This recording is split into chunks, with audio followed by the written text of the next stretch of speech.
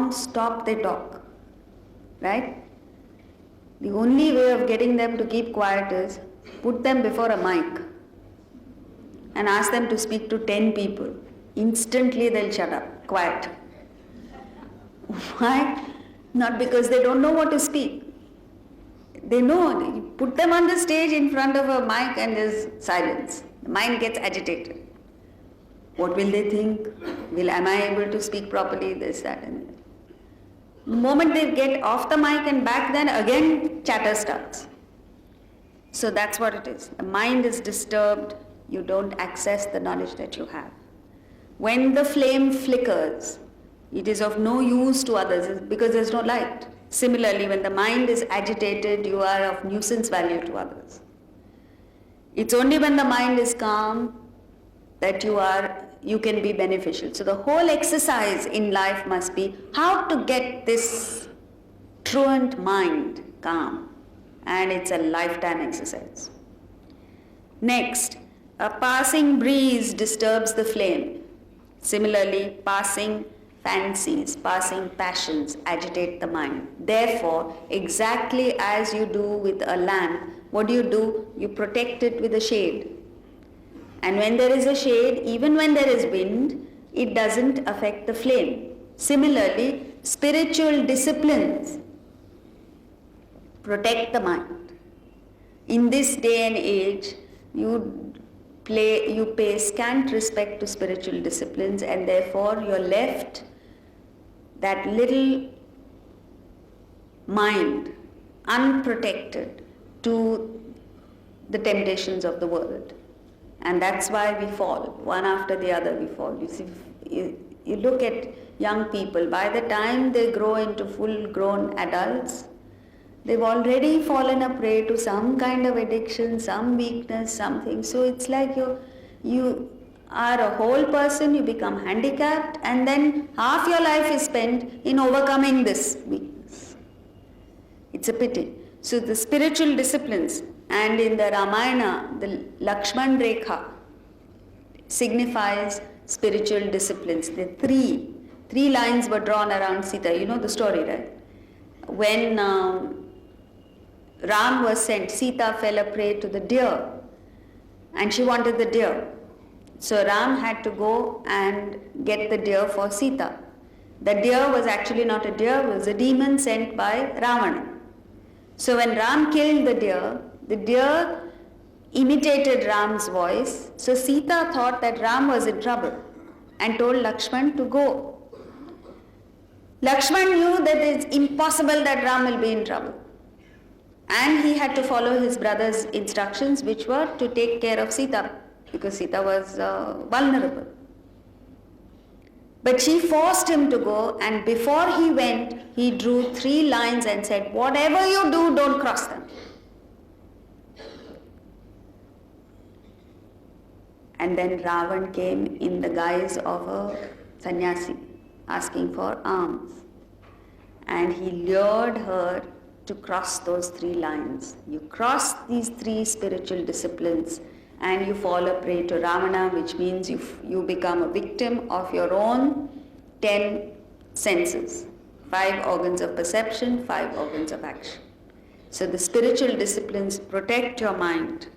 And then even after you get caught, as Sita got caught by Ravana, when he took her to Lanka, she chose to stay away from the palace, away from the indulgences that were offered to her on a platter, and she chose to stay in what is known as Ashoka Vanam.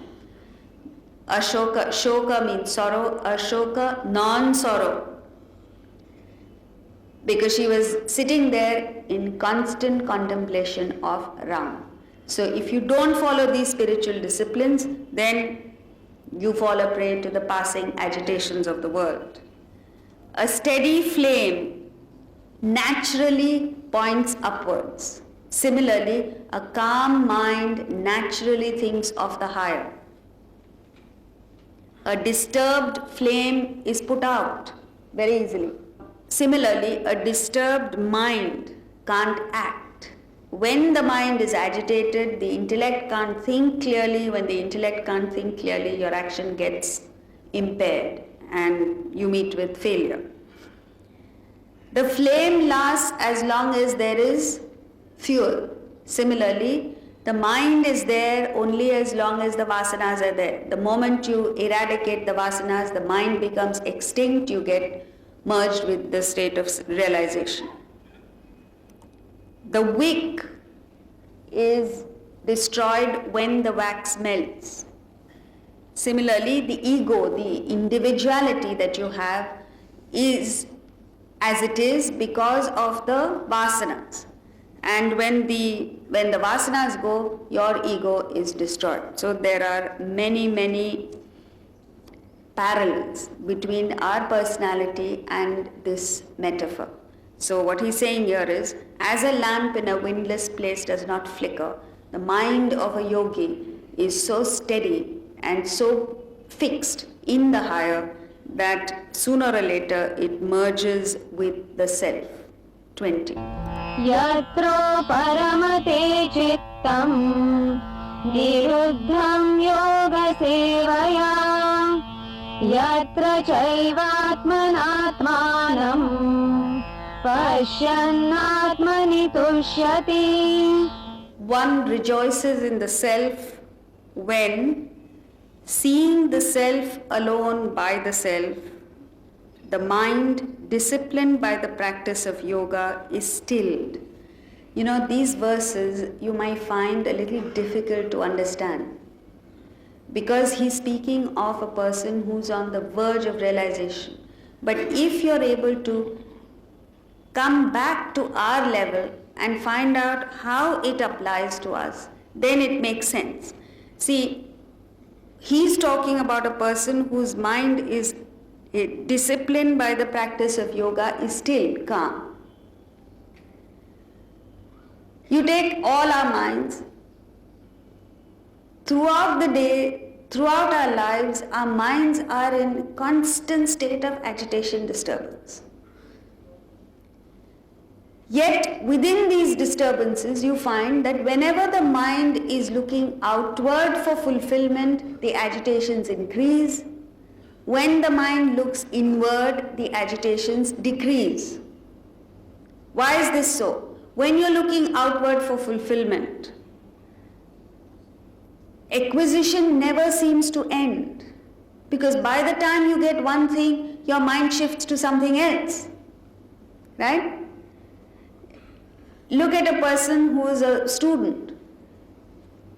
A person who's studying, his only aim in life is somehow or the other I should get a job. Right? So he does his MBA, he does his masters, he does this, that and the other, and finally lands himself with a plum job. Is he satisfied? Is he happy? The moment he gets the job, then other desires start playing up. Then he wants a house of his own, then he wants a car, then he wants furniture, he wants this, that and the other. Then when he's got all that set, he says, what's the use if I'm alone? I need a wife. So he goes out and gets a wife. The moment you think, he calls you for his wedding and you go there and everything looks hunky-dory, you go there happy. You meet him 3 months later. He's happy, but he wants something else. I don't know what it is this time. And it never seems to end. The acquisition never seems to end. The enjoyment never seems to begin. Because at every stage in life, you're waiting for something to happen before you start enjoying. Isn't that true? You're not enjoying in the present. Your happiness is hanging on some future acquisition. And that future acquisition never seems to come your way. Because the moment you get it, your focus shifts to something else that you don't have. And therefore it is that your mind will always be agitated. At any point in time, you think about it and say, where am I going? What am I doing with myself? The best part of my life is gone in merely acquiring. When am I going to enjoy what I've acquired? You stop yourself in your tracks and look within. What is this looking within? Looking within is shifting your focus of attention from what is known as deficiency motivation to abundancy motivation. Your mind has this uncanny knack of zeroing in on one or two things that you don't have. And when you're constantly looking at what you don't have, by your own volition, you reduce what you have to zero. So you may have 1,000,000 things, but because you're not looking at them, you're looking at what you don't have, all that you have becomes totally irrelevant. You're not looking at it, you're not aware of it, you're not enjoying it, you're not happy. Instead, what the Gita says, shift to abundancy. First of all, be aware that you have so many things. The least endowed among us has enough and more to be completely fulfilled, totally happy about. But the problem is, you stop anyone and say, just give me a minute. Say, no, everyone's in a hurry to do something or the other. Everyone's in a hurry running after something or the other. You ring up someone, especially in this city. You ring up someone, he's in such a hurry, he can't speak to you. Or he's talking to two people at the same time. You want to meet somebody, oh, he's very busy, says the secretary. He's always in a meeting. So when is he not in a meeting? A truly successful person is one who is always available, because such a person is well managed. He's managing his affairs in such a way that he has free time at his disposal. What's the use of driving yourself nuts working, where you have no control over your own time, you're always busy doing something or the other? Abundancy. Stop and think of so many things that you are blessed with, and you become so trupt. Trupt is the right word. Trupt is completely fulfilled. This doesn't mean that you don't act. Once you're satisfied, once you're content, once you're so aware of what you have, you get into a state of gratitude. You're so grateful for that benevolent power that has bestowed 1,000,000 things on you. Unasked for, unacknowledged, you're the most ungrateful person in the world, because you're not even aware of it. And yet this benevolence flows unhindered. When you become aware of it, you become grateful for it, and then you act, not because you want to acquire more. You act in payback mode. You act to express your gratitude for all that you have received, and that is a world of a difference. Such actions are powerful, potent, efficient, dynamic, perfect. So that's what he's saying here. And then you start rejoicing in the self. So when he says Atmani, Atmana, Atmanam Pashyan, you wonder, so what is he talking about? He's just repeating the same thing again and again. One rejoices in the self, seeing the self alone by the self. It seems as if he has nothing better to say. No. First step is, if you want to understand what he's talking about, shift from deficiency to abundancy. And then you learn to find pleasure in just being by yourself. If you can't enjoy your own company, how can you expect somebody else to enjoy your company? Because you don't enjoy your company, then you have your spouses. There are husbands who complain, my wife is always on the mobile phone. Because you're such an uninteresting person. Why are you so uninteresting? Because you don't find yourself interesting. One rejoices. Learn to rejoice in the self. Learn to spend some time with yourself. Not examining your nails and hair and things like that, but just being with yourself. 21. Sukham atyantikam yattat buddhigrahyamatīndriyam veti atra na caivayam sthitaścalati tattvataha. When one knows the infinite bliss which is beyond the senses, and which can be grasped by the intellect. Established in it, one does not move away from reality. So he's speaking of the stage just prior to realization, which is called Savikalpa Samadhi. Why is it Savikalpa Samadhi? Because he says, which can be buddhigraham, which can be grasped by the intellect. The state of realization is beyond the intellect. But the last entity in you to get dissolved is the intellect. So he's just on the verge of realization, wherein established, he doesn't move away from it. So first thing he says is, atindriyam, beyond the senses. This is an experience that transcends the senses. So it's a subjective experience, but you might take the help of objective external practices or help to reach that state of subjective experience. Say for instance, in fact, even a sense experience, sense enjoyment, when you reach the culmination of that sense enjoyment, you actually shut your eyes because the happiness that you derive is within. Right? Say you're experiencing the fragrance of a flower. When you're really fully engrossed in it, what do? You shut your eyes. You're eating delicious food and you want to express to someone how good that food is, or you're enjoying it. The first mango, now the mango season is over, but when the mango season comes, the first mango you're tasting after so many months, you had the first taste of it, you go, right? So even the sense enjoyment is internal, but here he's talking about something that transcends the senses.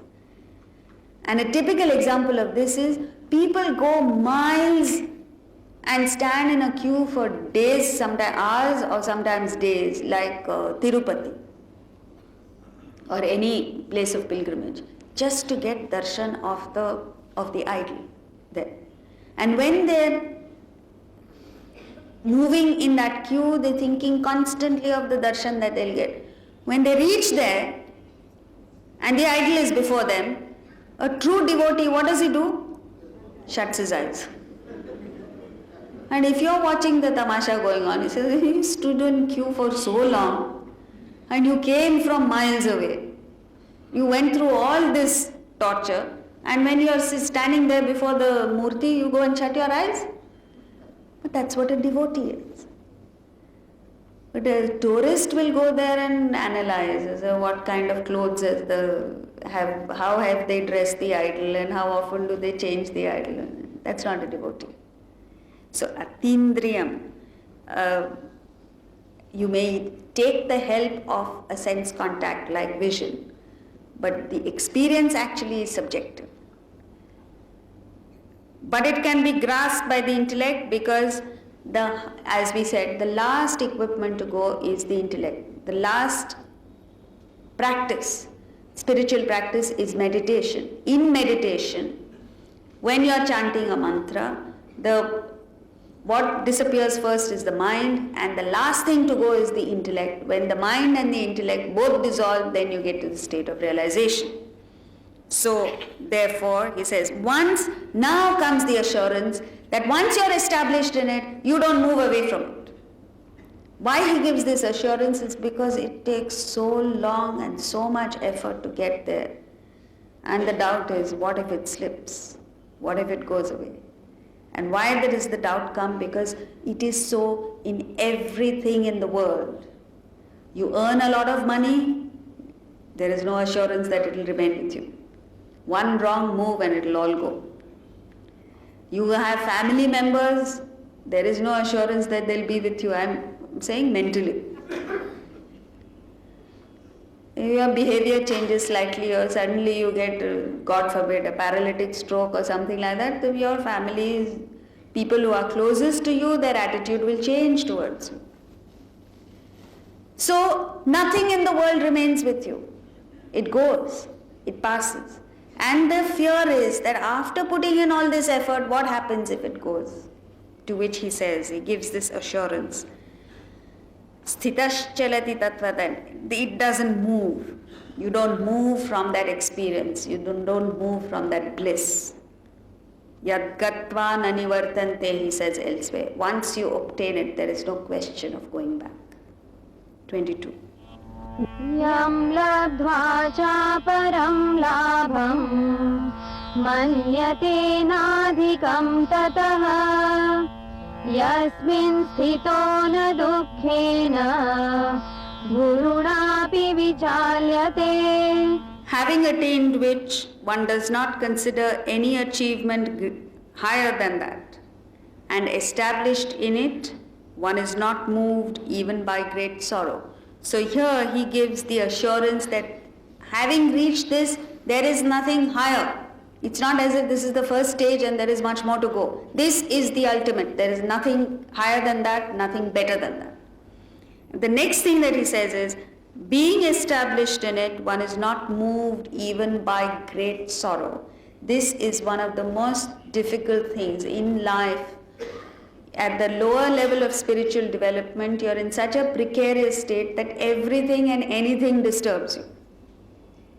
As you move up the spiritual ladder, or how do you know that you're moving up the spiritual ladder? When you become less and less affected by the changes of the world. The world means joy and sorrow. So if you don't have the strength to meet with the sorrows of life, then you're not a spiritual person. So as you move up the ladder, as they say, the greatest sorrow that you can think of is equivalent to a mosquito bite. But today we are in a state where even a mosquito bite gives you great sorrow. This morning I got a call from someone saying, I think I'm going to get malaria. How do you know that? A mosquito bit me. So why are you suffering now? You wait till the fever starts, then you do whatever it means. Somebody else says, I think I'm going to die. I'm dying. So what's so special about you? All of us are dying. Why do you want to meet misfortune before it even hits you? There was a lady who kept saying she's dying. She actually fixed her own death date for 17 years before she actually died. And people got so fed up of her constantly saying, I'm dying, that nobody paid any attention. Poor thing, when she actually died, no one was there. So, that's what it is. We are moved by sorrow, not only the present sorrow, but we borrow the sorrow from the future and suffer in the present. So here is a person who's not moved even by great sorrow. We'll take one last verse, 23. Tam vidya dukkha sanyoga viyogam yoga sannitam sanishchayena yoktavyaha yogo nirvinna chetasa. That separation from union with pain should be known as yoga. The yoga must be pursued with firm conviction and undespondent mind. So he puts it so beautifully. All of us are in the yoga of union with pain. See, as it is, pain comes to us. But we link ourselves, we tie ourselves to that pain and sorrow so much that you suffer for far more than what actually it should be. Take a child, as against this, take a child. The child suffers only when it is in acute pain. Before the pain, the child doesn't suffer. It could be a child who's stricken with terminal cancer and is going through a lot of pain. But the child suffers only when it is actually experiencing the pain. Not before, not after. But you and me, oh my God, the thought of it itself, you start suffering. And you psych yourself into believing pain before the pain actually comes. So this union with pain is the problem. It's not the pain itself. It's this union with pain. So he says that separation from the union with pain should be known as yogas. The first thing that the spiritual practice yoga does to you is disconnects this union with pain, union with sorrow. And the next step is having actual experience with positive bliss. So how do you get there? The yoga must be pursued with firm conviction, nishchayena, with determination, with confidence, and anirvinna chetasa, undespairing mind, undespondent mind. Both we don't have. We lack the determination, and there's constant